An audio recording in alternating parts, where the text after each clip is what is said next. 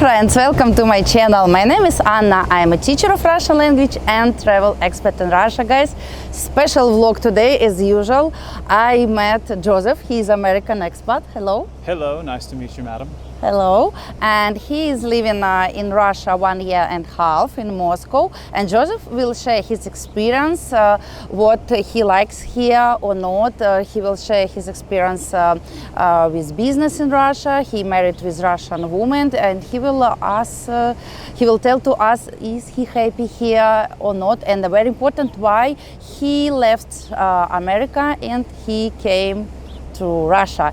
If you're interested to know more about it, please continue with this video.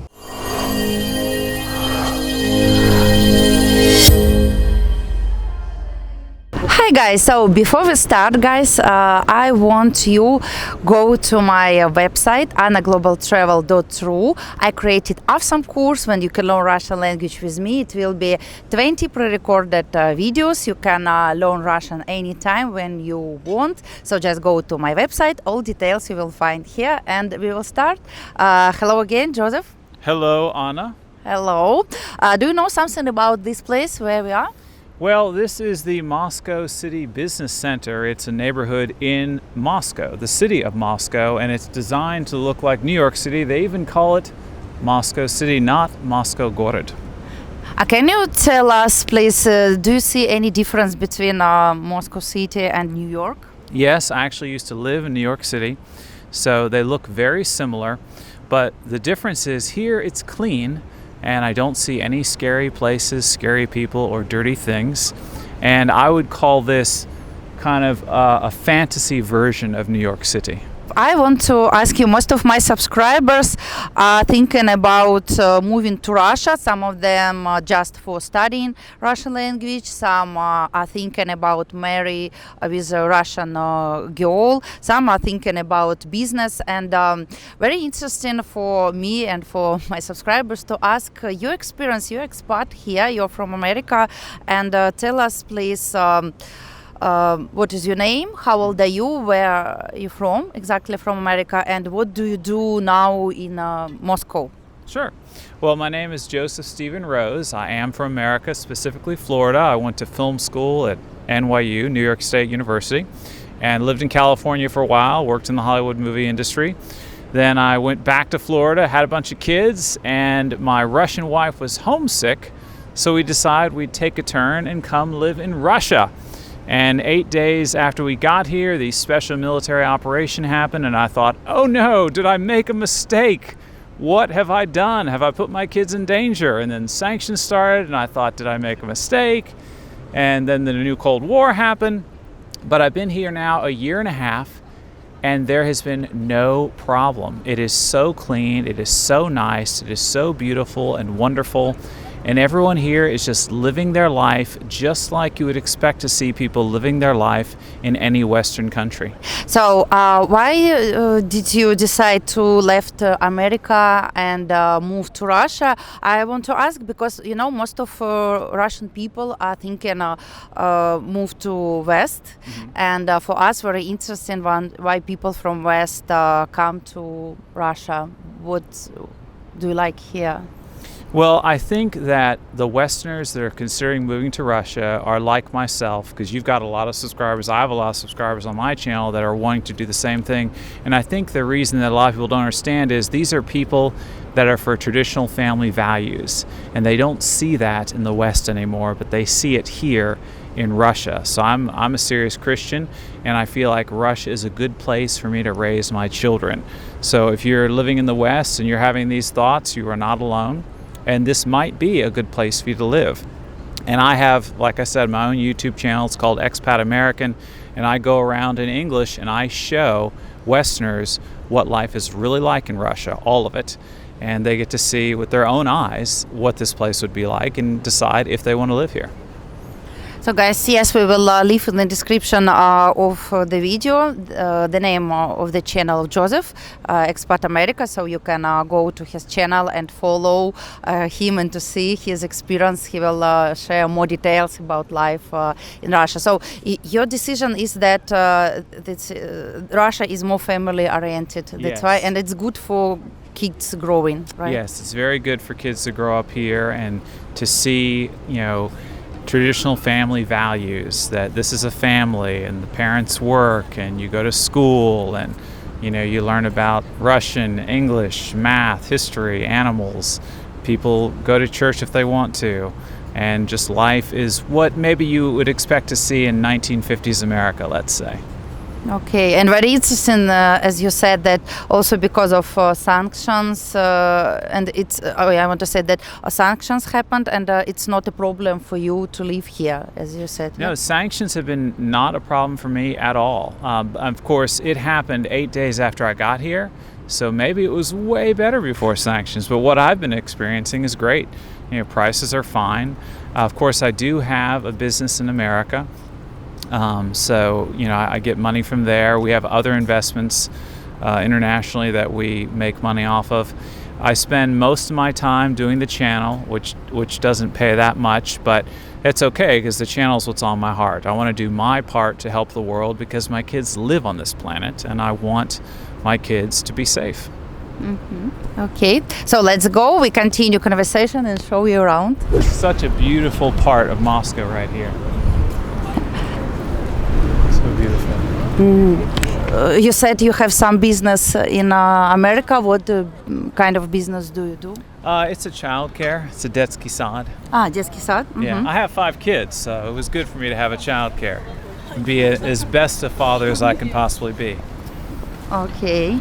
And in Russia, you said you're a filmmaker. Do you do some film making business in Russia? Well, I was educated in film in New York City, which this is made to look like, but I actually got out of the industry, and for 20 years I was just a childcare director. I never thought I would be making films again, but now with my YouTube channel, I'm making basically 20-minute comedy dramedies with myself or other people like you. You were in one of my episodes, with my kids, with my wife, because our goal is to be exciting and interesting for people. We don't want to bore people. We want people to see Russia in an exciting and dynamic way. So it's not like a daily vlog like day 37 I took out the trash. Our goal is to be interesting, informative, and funny and exciting. So tell us please, what advantages and disadvantages do you see in Russia? So you have been living there 1.5 years, and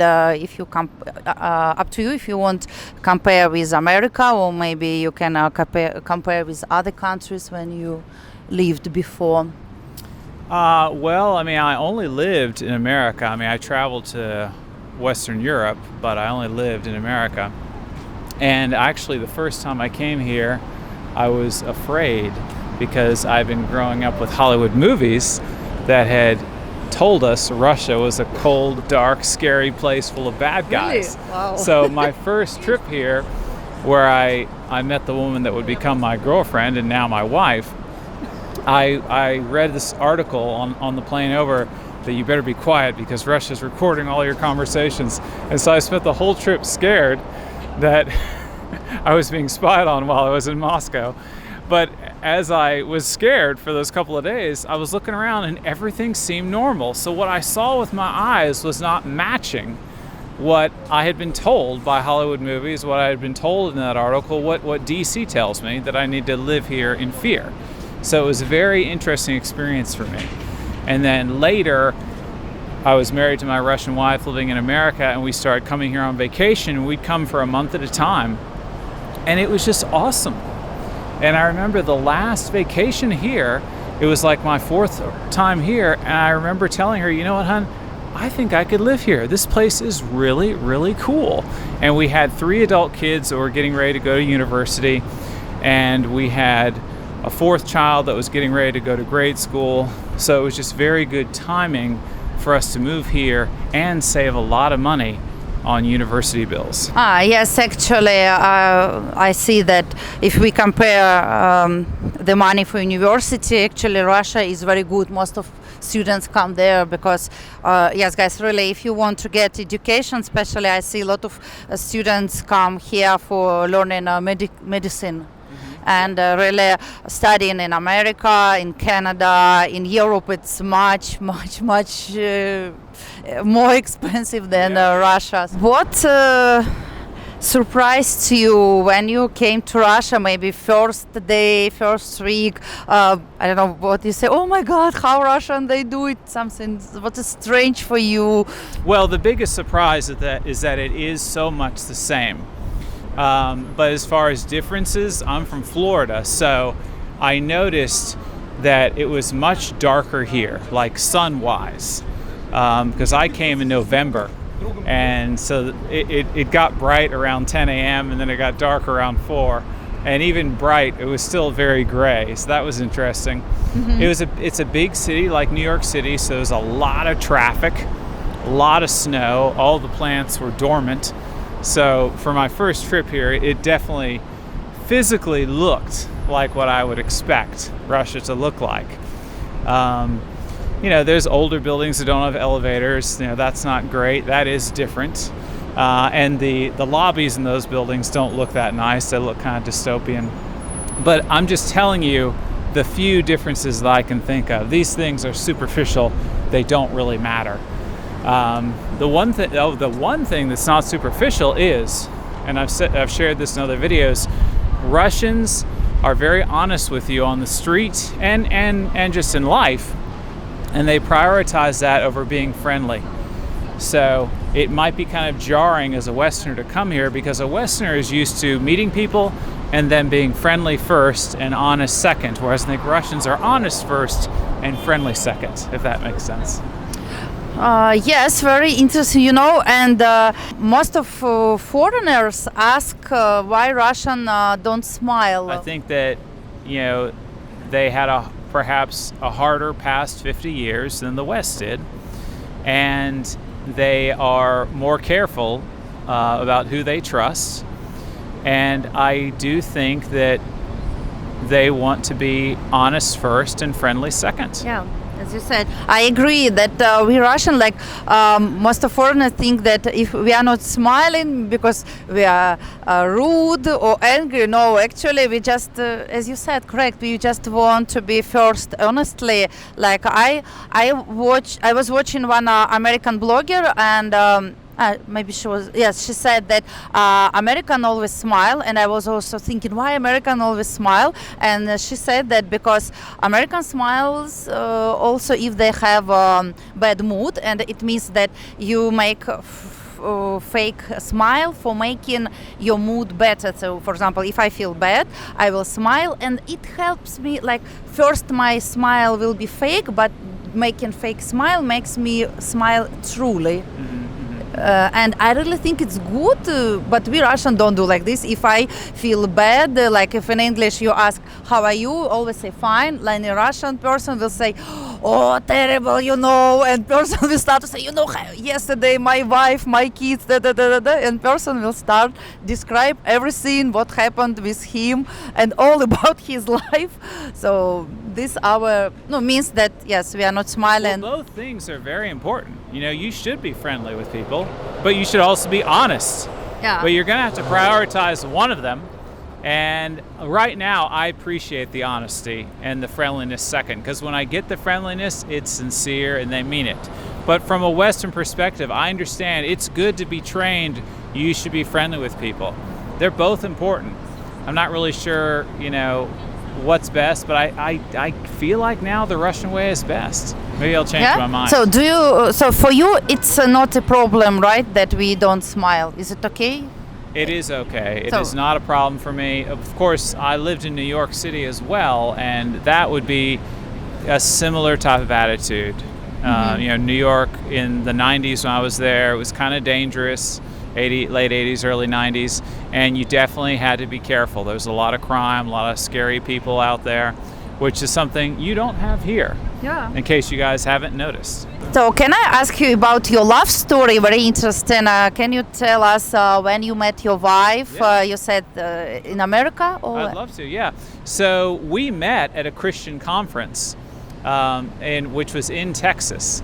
So we actually chatted a little bit online because we knew we'd both be at this conference, and then we met first in California because I happened to be in California and she happened to be in California for two different reasons. So we did a date there, And then the next week we were at the conference in Texas, and we decided to have a second date there, and we got along really well. It was very cool because we both were in our 30s. We both had children because our previous marriages didn't work out. So it was really great to meet someone that was so much like me.